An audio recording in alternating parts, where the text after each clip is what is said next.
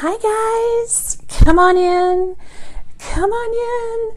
Let me know in the comments below where you're coming from tonight. Hi.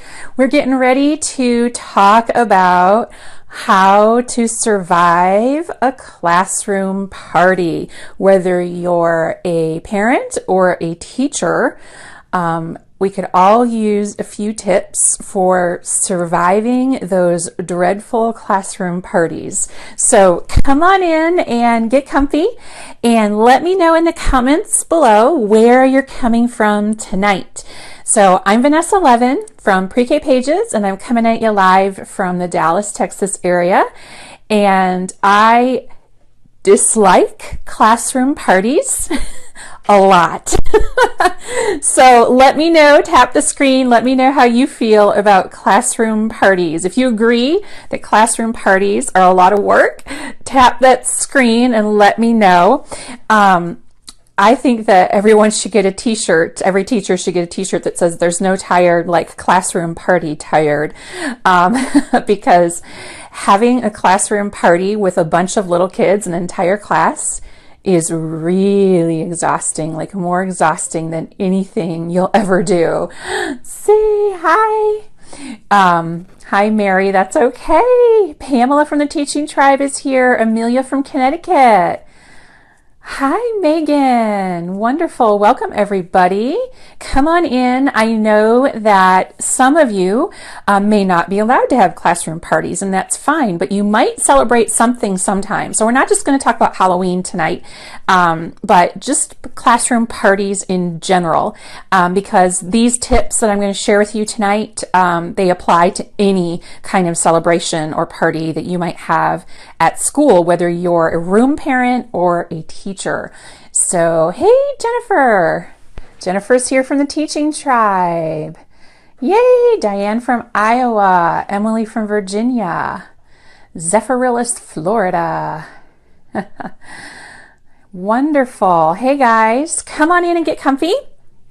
I'm Vanessa Levin from Pre-K Pages, and I thought we might talk about classroom parties tonight because this year, a lot of us will be having them on Friday, which is great. That's wonderful. To have a classroom party on a Friday is the best thing. But then we have to survive Monday because Monday is Halloween. And that's like a teacher's worst nightmare, having Halloween on a Monday. Because then the kids come to school on Tuesday. So I really strongly dislike classroom parties, but they're a reality, and I had to deal with them over the years many times. And if you have two classes, like an AM and a PM, a morning and an afternoon, or if you have a Monday, Wednesday, Friday, and then a Tuesday, Thursday class, you may have two classroom parties. Yeah! Lucky you. So you get to be exhausted twice. So I can't even tell you how exhausting it was. All those years that we were half day pre-K. So I had a class that came in the morning from like 8 to 11 and a class that came from 12 to 3. And we would have two classroom parties. And it was absolutely the most exhausting thing. Yes. Yes. Parties, Genevieve says, parties tend to drain the teaching staff no matter how simple you try to keep them. That is true, Genevieve. That is so very, very true. Truer words couldn't have been spoken. Hey, Erin. So if you know any teachers or room parents who might want or benefit from some tips for making classroom parties super simple and easy, to make it a little easier, because they still exist, of course, then let them know by tapping the screen, sharing, liking, and tagging them, whatever it is. Trisha is dreading Monday. She has some problems in her classroom. Pamela has an AM and a PM class with 3-year-olds. Lori says she has her classroom party tomorrow, AM and PM. Okay, so let's get started. I do want to let you know before we start, some of the Teaching Tribe members are here in the house tonight. You may have seen them using the hashtag Teaching Tribe in their comments. The Teaching Tribe is my membership site for teachers just like you, teachers of preschool, pre-K, kindergarten, Head Start, kinder, in-home childcare, private preschools, where members have access 24/7 to all the printables from pre-K pages, which is a $730 value. Also, in addition to that, we have 2 monthly trainings online with me every month. Each one is worth a certificate of attendance for 1 hour each. Then we have our supportive community of new and veteran teachers, a safe haven for asking and answering questions. In addition to all the fun stuff we have going on over there, like classroom postcard exchanges, book studies, gift card contests, all that good stuff. So check it out. Tom will drop a link in the comments below to the Teaching Tribe. We're closed to new members right now, but put your name on the waiting list if you're not already a member, and you'll be notified as soon as we reopen membership. Hey, Lori from Brooklyn is in the house. Megan says they have an AM class. Parties get interesting in her room. Yes, I think all parties are interesting. Daphne suggests a flask. Ha ha ha. I do have a sense of humor. I think it's a requirement to be an early childhood teacher, Daphne. Wouldn't you agree? If you don't have a sense of humor and you're working with little kids, it's going to be extra tough, because if you can't laugh, you're going to have a problem. Angelique is having her class party on Friday, and she's looking forward to these tips. Okay, so here's the deal. I dislike classroom parties a lot because it quite often will take, if you have one on a Friday, it will take the entire weekend to recover. So you won't get anything done at home because you're so exhausted, but yet a lot of us have families. We still have to cook meals and wash clothes and clean the house and all that stuff. So you're just going to be doubly exhausted. So I dislike classroom parties, and for a couple of reasons. First of all, anytime that you have a classroom party in your classroom with little kids, you're disrupting their schedule, their daily routine, right? And what do we know about little kids and their daily routine? If you interrupt that routine, all bets are off and chaos will reign, right? They can't handle the slightest change in the routine. So my first tip for classroom parties is, if at all possible, have it at the end of your day. And if the end of your day is 11 a.m., have it at 10, because you want to have the party and then they go out the door, because you can't handle 20 kids or however many kids you have after a classroom party, whether or not you have sweets or not. It's not, I mean, the sweets add to it, but it's really just the whole idea of a party that gets them set off. It's a change in their routine. So have that as close to the end of the day as you can. I always have dreaded any kind of costume parade or anything, because they schedule those at like 10 o'clock in the morning or whatever, and that's just it. That's it. The rest of the day is just going to be redirecting behaviors. So I don't like those. So if you're in control of when you have your party, and some of us are and some of us aren't, but have it at the end of the day. And if you have a snack time in your class and it's near the end of the day, try to put that party in there. That way your routine won't be interrupted. So put that party last. Yes, routines are everything. Shelly says they take their kids trick-or-treating at the retirement center. That's awesome. I love that. I wish we could all do that. Haley says her second tip is don't have one. Just don't do it. Yes, you can call it, I've called it many times, a fall celebration, a harvest celebration, things like that, whatever you need to do. So my next tip, hey Sheila, my next tip is all of these tips, actually, I want to let you know, are in a free printable that I have. Tom's going to drop a link for you. I have classroom party planning guides to help teachers plan efficient and effective classroom parties so that you're not too stressed and overwhelmed. So I have the free printable Halloween classroom party planning guide that you can download. Tom's going to drop a link for you in the comments below. You can grab your free copy. So all of these tips are in there.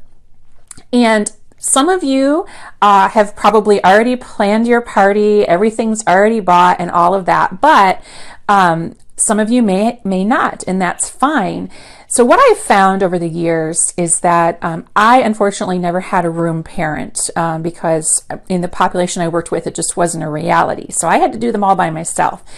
And the first thing I realized was I'm not a party planner. I'm a teacher and I'm not planning elaborate parties for the classroom because that's going to take away from the time I have to plan for instruction.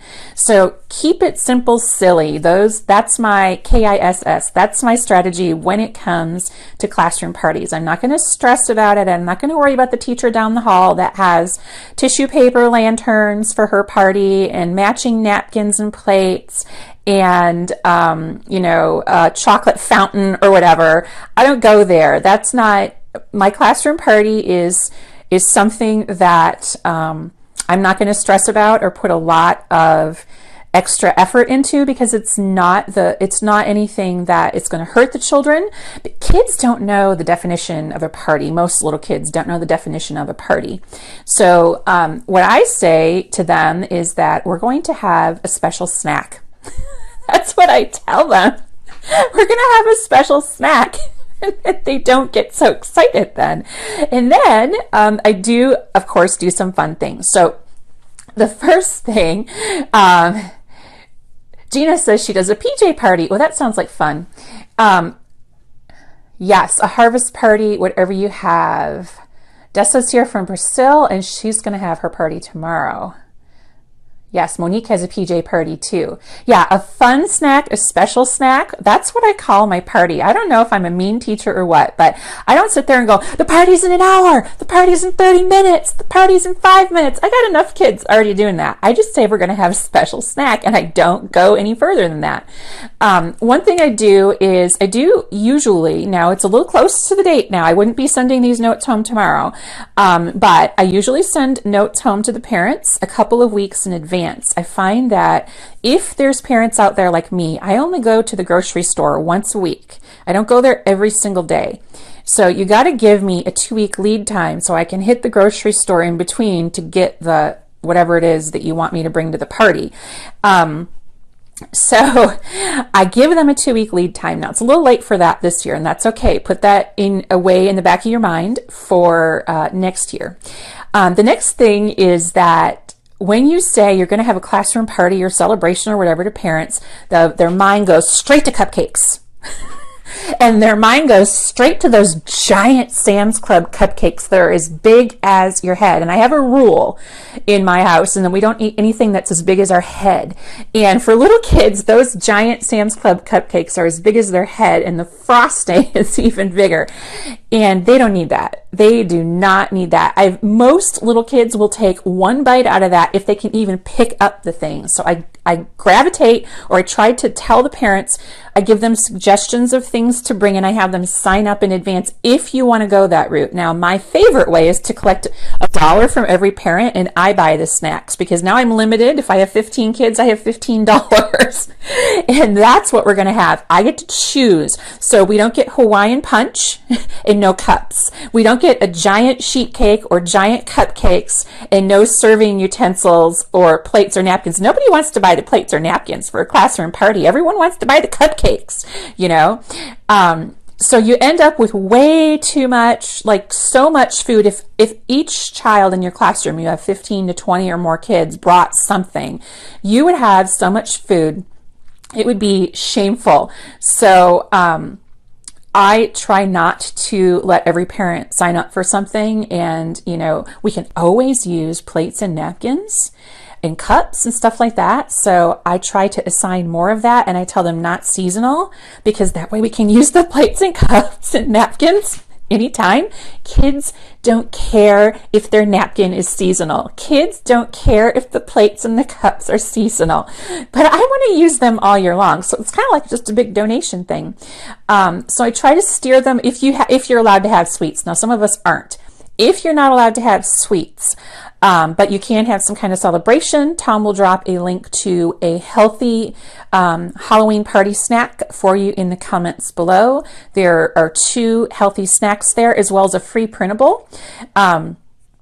One year I had somebody request they were only allowed to have like fruits and vegetables and stuff like that. And so I had a little free printable that says, veggies don't scare me and fruit doesn't scare me. And you can put the little, you know, and if you're going to get fruits and veggies, here's a tip. Okay. So if you're going to have a healthy snack or whatever, because maybe that's not something you would have every day, ask for it to be already cut and peeled and prepared in whatever way you need it. So if someone's going to send apple slices, make sure that they are cut and peeled first, because there's no way you want to cut and peel 20 apples for kids who are going to take one bite and go, ew, I don't like it. No, don't go there. If you're going to have veggies like cauliflower and broccoli and carrots, make sure that those are all things that are already prepped and ready to go, because you're not going to be washing broccoli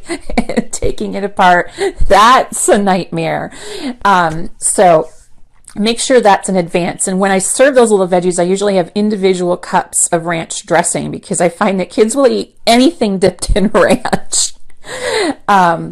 So there's that. Popcorn's always good because, and I don't put anything on it, just plain old popcorn. Kids love popcorn and it seems to appease almost all children. That's a good one. So check out the healthy snack post that Tom is going to drop in the links in the comments below. That's got a fruit and a veggie Halloween topper. And then if you're allowed to have sweets, I have a treat bag topper for Halloween s'mores. And those are Teddy Grahams and chocolate chips and marshmallows in a little snack size Ziploc bag. So if you want to pass something out to the kids, or probably really good for a parent if you have kids of your own. So I think it says who wants s'more treats at the top or something. So there's a free printable treat topper to go on the top of a Ziploc bag. And Tom will drop that in the links too, if you're allowed to have sweets. So I mean, Teddy Grahams, chocolate chips, and marshmallows aren't too bad, and that's something you could send home too. So some of us are not allowed to have anything in the classroom, any food that's not prepackaged. There are some programs out there where this is a rule. So in that case, you can take the little Teddy Graham bags and put a little treat topper on there or something. But those are the rules that some programs have, and I understand that. I mean, I'm not saying I agree or disagree with it. It's just a reality. Okay, let me catch up on the comments. So those are some of my tips. Anne says she likes the idea of telling the kids it's a special snack. Yes, the store-bought items. Yep. Individually wrapped treat to share at the end of the day. Yep. That's always good. Hey, Kelsey and Kaylee are here. Yes, if you have children with special dietary needs, whether that's food allergies or whatever, you have to be very, very, very careful. And I think that parents are very aware that this time of the year, you know, any time that we have a holiday where you might have a classroom party, I think parents are going to be really aware of what their child can and can't have. So definitely get with that parent to make sure that you're all on the same page. So fruits and veggies might be the way to go in that case. All right, so we talked about the free printable party planner. So inside the party planner, it's a free printable at Pre-K Pages, you've got notes that you can use to send home to parents, whether you're going to call it a full-on party, whether you're going to call it a celebration, a fall celebration. So if you don't do Halloween, there's that. And then there's also a note if you'd rather collect money from parents, if you're allowed. Not everyone is allowed to do that. And I understand we all work in different programs, but we all are striving towards the same goal, and that's to help children. So there's 3 versions of that note that you can use in there. Then we've got some snack ideas in there. And actually, I have a Halloween board on Pinterest. I did not give Tom a link to that, but there's probably Halloween snacks on there. Some of my favorites are the simple snacks that look like snacks you would have every day, like the string cheese sticks and someone just took a Sharpie and put a little eye and a mouth on there and they look like ghosts, that's awesome. The little oranges that look like jack-o'-lanterns, no, I would send those home because you don't want to peel 20 of those. But things like that are natural and healthy, and things that you probably would already have for snack. Oh, the other thing I wanted to mention was, for my parties, I don't allow cups in any kind of things that you have to pour. Only juice boxes, all natural, but only juice boxes. And in that Halloween party treat post that Tom will share a link to, that one has a mummy juice box. Now those are fun. That would be something you would have a parent send in, because you don't want to wrap 20 juice boxes with white duct tape and hot glue the wiggly eyes on, but that would be something great for a parent to send in as well. But we only have juice boxes because I was a waitress in college, and if I had to wait on a table of 20 adults, they would give me a helper. I mean, that's a lot of work, but then you put little tiny kids, 20 of them together, and that's like a nightmare. So they're all like, I want juice, and you're trying to serve them, it's going to get spilled every single time, and you're going to be the one to clean it up. It's not worth it. So juice boxes are the way to go. Now, it is good if you have a couple kids in your class who know how to put the straws in themselves, or you can pre-prep all of those and put the straws in before your special snack starts, because that does take a little time. But I try never to have real pourable because kids are not patient. If you do have something that you have to pour into cups, put those cups in a muffin tray and then pour the juice into each of the cups that are sitting in the tray, and then you can go around and serve it really quickly. Now, most muffin trays only have 12 slots in them, so if you have more than 12 kids, you'll have to fill it up again. But that way you can serve them really quickly because they have no patience. And by the time you get to the last kid, the first kid's already done. So, yes. Genevieve says they're going on a harvest parade. Wonderful. Hey, Wanda, welcome. A popcorn machine is super fun. They get so excited when they watch popcorn pop. Wonderful. Okay. So that was my tip on drinks, and we talked about snacks. If you're allowed to give out treats or whatever, I know some of you said you're having parades and you're going to nursing homes and things like that. I always had a problem. We were allowed to have a certain number of parties every year. There's a state law about classroom parties here, because you don't want to have so many parties where, there's too many of them throughout the year. But we were allowed 2 parties a year, and that was a Texas state law. And I always tried to do one Halloween. That way you had one then, and then we would do one at graduation, call it a day, but where we could have sweets. But if you can't, there are 10 Halloween treat alternatives. I have a blog post on that. Now, I'm not saying these are better than candy or healthy. I have a whole post on healthy party treats, but these are just not straight up candy. So they're not like Snickers and M&Ms and all that stuff. These are things like Teddy Grahams and other things that are not candy. So I'm not saying that Teddy Grahams are healthier than chocolate bars, but if you don't want to have a straight up sweet, and you want to have a snack alternative, some type of a treat alternative that's not candy, I have a list of my 10 favorites. And if you go to Walmart and you're going down the Halloween candy aisle, they do have the Utz pretzels, and they do have some non-candy treats there. Oh, and if you haven't heard about, and I'm sure many of you have the Teal Pumpkin Project, and that is if you are giving out candy at home. So this is something for home. If you're giving out candy at your house for Halloween, if you have a teal pumpkin or a picture of a teal pumpkin that you can put on your door, if you have allergy-friendly treats to give out. So this year I bought a whole bowl full, big basket full of Halloween, what do you call those, tattoos. And I will have those in a separate bowl to give out to kids with food allergies, because it's really sad to be a little kid and go trick-or-treating and not be able to eat any of the treats. So I actually don't like candy myself, so I used to go trick-or-treating and give it all to my mom. So she loved Halloween, but I'm not really a big sweet person. So anyway, yes, Anne uses a cake pan for pouring and serving, and that works well too. Wonderful. All right. So I've told you about my free printable party planner for Halloween that Tom's dropped a link to. We've talked about healthy treats, and there's a free printable to go with the fruits and veggies if you want to have fruits and veggies at your party.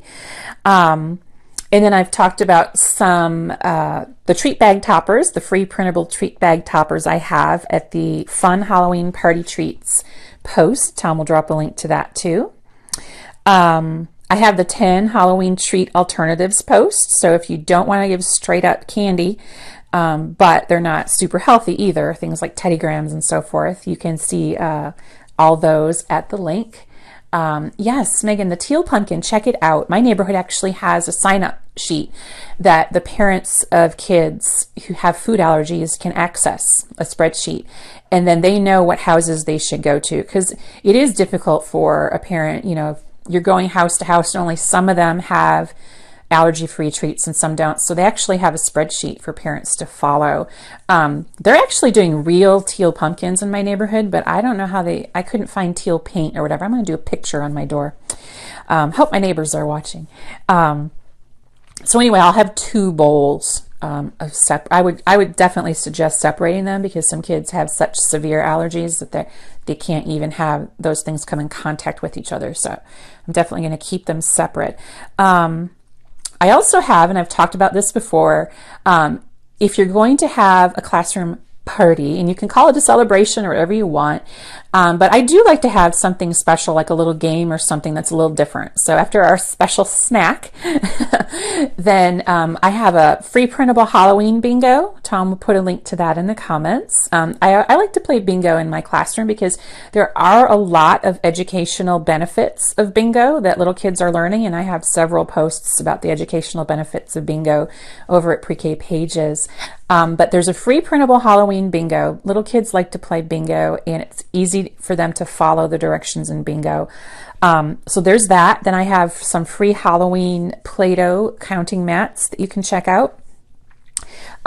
If you are going to be dressing up, now a lot of us do, in public schools, a lot of us have book character parades or some kind of parade instead of dressing up for Halloween per se. But if you need a costume, whether it's for a book character or a classroom parade or whatever, I have a Pinterest board for teacher costumes, and I have a Pinterest board for kid costumes. So if you're a parent and you need a costume for your kid, it's for you, Kayla and Kaylee. Check out some of these super simple and easy costumes. I know I belong to a neighborhood chat group here in my neighborhood, and everyone is buying their costumes this year. I'm like, guys, I've got like hundreds of ideas over on Pinterest that don't cost hardly anything and take very little time. Because you're a teacher and you're planning the party and you're teaching, and now you're supposed to get a costume too. I mean, no wonder we don't like Halloween parties. So check out the Pinterest board, get some super simple, easy tips for a teacher Halloween costume or book character parade. A lot of the costumes on there are book characters. So they'll do double duty for Halloween or book character parade. And then same for the little kids. Check out the Halloween costumes for kids post. So if you're doing a book character parade or a Halloween costume thing, go for it. I don't like costumes for little kids because they already have a hard enough time going to the bathroom on their own, and making it there in time and everything, and then you add a costume to the mix, and it's just a recipe for disaster every year, never fails.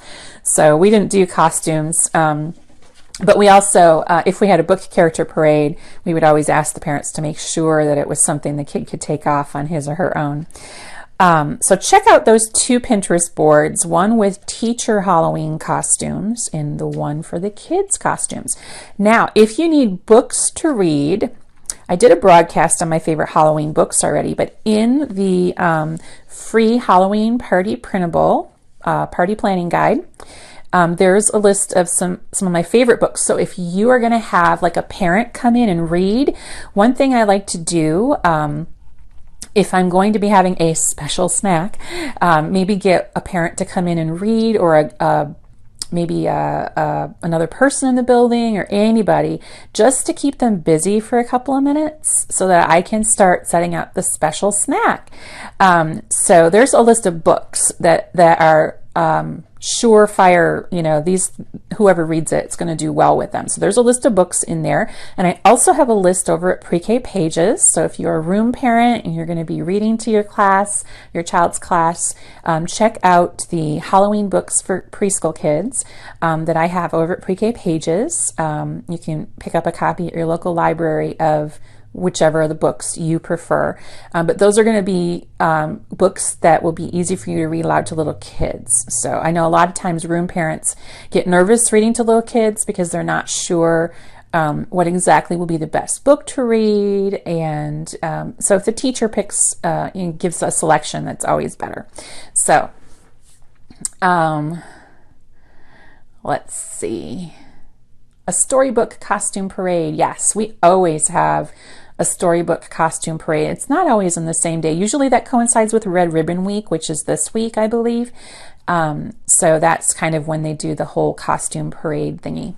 Okay, so we talked about the free printable party planning guide, snack ideas, books to read, activities. Oh, activities. So we haven't talked a lot about those, but I have that free printable bingo. But then there's activities in the party planning guide. If you want to have stations, now I have to say I'm not a big fan of having stations at a party. That's like too overblown for me because you need help. If you're going to do stations, you need help. Maybe you have helpers, and in that case, do the stations. But for me, I was always alone, so stations, no. But I have had a few years when we did have some party stations. So there's some very simple ideas that I've done in small groups before that you can use in that party planning guide if you have an abundance of volunteers. And they're not a hugely prep involved, so they wouldn't take up a lot of time. Actually, if you can get the parents that are going to do the stations there even earlier, they can help you set them up and prep them or do that for you. Let's see. I'm just catching up on the comments. So if you want to have stations, there's some ideas in the party planner. If you do have stations, I recommend doing something a little different than you normally do, something kind of special that you wouldn't normally do. I love sticker stories because kids think stickers are the coolest thing ever. So they had a special snack and they got to choose their songs. I always let them have a sing along of their favorite songs for any kind of special day or celebration. They don't have to be Halloween songs. They could just be their favorite songs. Call it a party. Say at parties we sing, dance. And then they love stickers. So they're going to go home. They're going to say, we had a snack, we had to sing along, and we got to use stickers. So I give them stickers and let them put them on white paper. I mean, this sounds so simple and silly, but they love it. And then I tell them to make a story about it and to draw the background scenery and stuff with markers. And they just think that's cool. And I just collect stickers, And since I don't give them out as rewards, it's a perfect time to use them as on this special occasion. They think that's super cool. And if you have some seasonal or themed stickers, that's always fun too. Okay, let's see. And then there's some games. Yes, wonderful. Pamela says she has some pumpkins printed and laminated, and then the kids use a dry erase pen to draw or decorate their pumpkin. Yay! All right, so there's also some whole group games. Now the whole group games I do use because, like I said, I'm usually alone during the parties. So whole group games are great. So there's a couple of whole group games in the party planning guide that you can do with little kids. And usually they're versions of hot potato. Little kids do really well with hot potato. You play some music, you pass something around, and they take turns passing it. And it's usually a bucket or a basket. And Halloween's perfect because you can send around a little one of those plastic pumpkins, and they get to take something from inside. So it doesn't matter what holiday it is. It doesn't matter what season it is, what you're celebrating. I always play hot potato, a version of hot potato. So pass the pumpkin. So play some of their favorite music, have them take turns passing it around. It's a great self-regulation skill because they have to wait for their turn, and they pay attention and they stay on task because they really want to be the one holding the pumpkin when the music stops. Super fun. It's never failed me ever. My most active kids are just like, and they'll sit still for this because they want that pumpkin. And a lot of them will go really slowly when they pass it. So I kind of clap to let them know, keep the pace, keep the pace. So they think it's just super fun. So you don't have to have anything special to do that. You could even sing while you're doing it if you don't have any kind of music to play. Yes, I just call it hot potato. That's the phrase for this. The generic version of the game of hot potato is pass it quickly while the music plays. And then when the music stops, the person who's holding it gets to, and I think in the past, like when I learned it growing up, you were out and then we would keep playing. But in this version, it's a bucket, basket, whatever you have, container, and then there's something inside for them to take out. In this case, it would probably be like a Halloween treat or a tattoo or something like that, whatever you decide to put in the bucket or basket. And they think that's super cool. And they love it. So we keep playing that. Wanda said her Michaels had Halloween stickers 70% off. Ooh, that would be a good activity. Use those stickers for that. They love, and when I say give them a piece of blank paper to put the stickers on, I'm talking about a half sheet because I don't want them to use too many stickers. So I give them a half sheet of white paper, and then I give them a sheet or the stickers that they're going to use, so they don't, because they'll take like thousands of stickers, and then one kid will have 1,000 stickers on his or her paper, and the other kids will have 2, and there'll be a fight. So they all get, the same amount of stickers. So that's why I like those sticker books, because I can just tear out a page and everyone gets one page, and then they decorate their blank paper with it and then draw.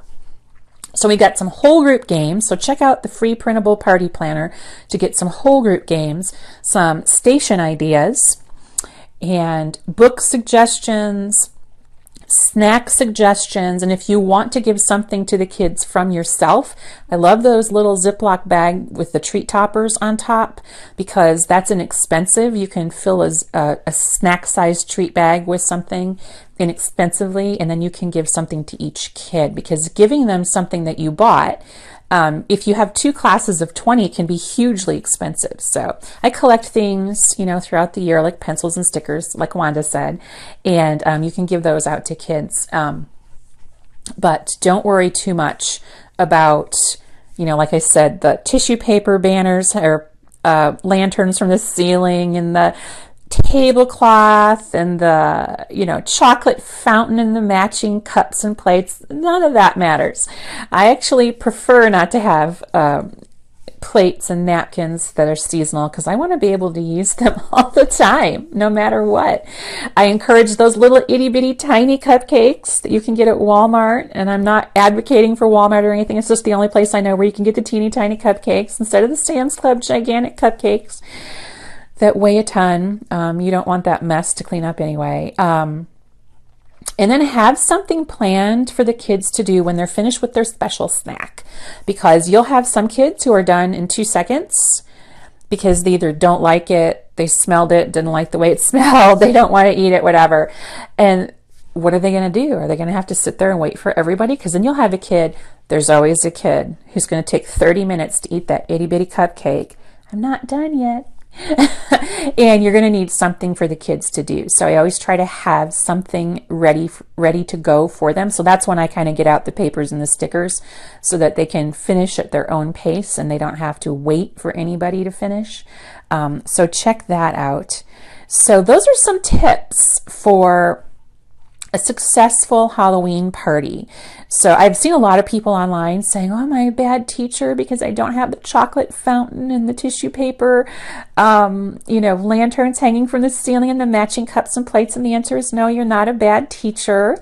Every minute that you take away from your planning for teaching and learning is time taken away from the kids. And so the parties really are not the focus, but you can make it fun, and you can make it an event for the kids and the parents if you have them. It can be something that you can do without spending a lot of time or money on. So don't feel bad. Even if you have, a regular old snack and you have, but you can still do the pass the pumpkin or hot potato, and you can still do some of the other things. You don't have to have special food even, because I know some of you are not allowed to have outside food brought into your classrooms, and that's fine.